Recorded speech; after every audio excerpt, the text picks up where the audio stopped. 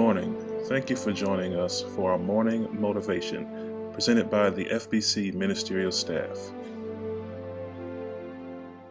My name is Minister Terry Scott, and I want to talk to you about choice, challenge, and change.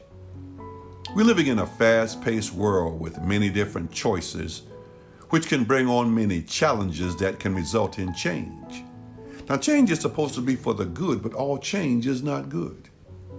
A choice, a challenge, and change has always been around. It was Adam and Eve who had a choice, faced with a challenge that brought about the change in mankind's relationship with God.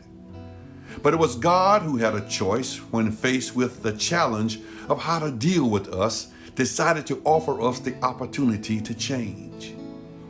We see choice, challenge, and change in Genesis chapter 3 between God's creation, Adam and Eve, against Satan. For it was in verse 3 that Eve reminded Satan that they had a choice.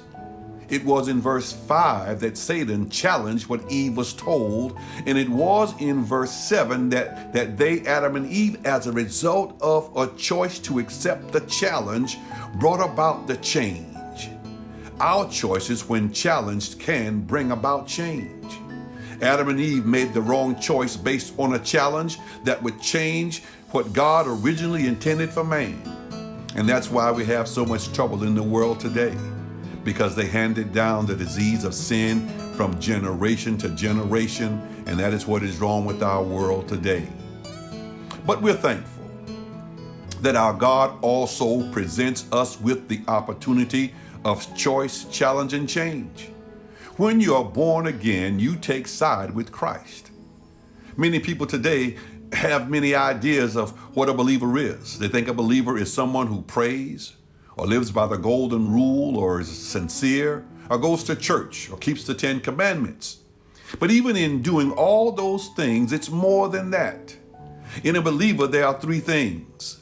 A believer is a person who has made a choice, a person who has accepted the challenge, and a person who has been changed through the new birth. You come to the cross of Christ and you choose Him. But that choice came out of the choice that God offered us in Joshua 24:15, when God said, "Choose you this day whom you will serve." For in the challenge that comes from the choice for the world, the result can be fatal. For the challenge that comes from the choice of Christ, the results are eternal. Choosing Christ, we will deal with the challenge, for in Luke 9 verse 23, and He said to them all, "If any man will come after me, let him deny himself and take up his cross daily and follow me." Yes, choosing to live for Christ, that will be the challenge, one that no believer will have to live it by him or herself. Jesus promised in the guidance of the Holy Spirit that was sent to see that we be about the change that is required of all believers.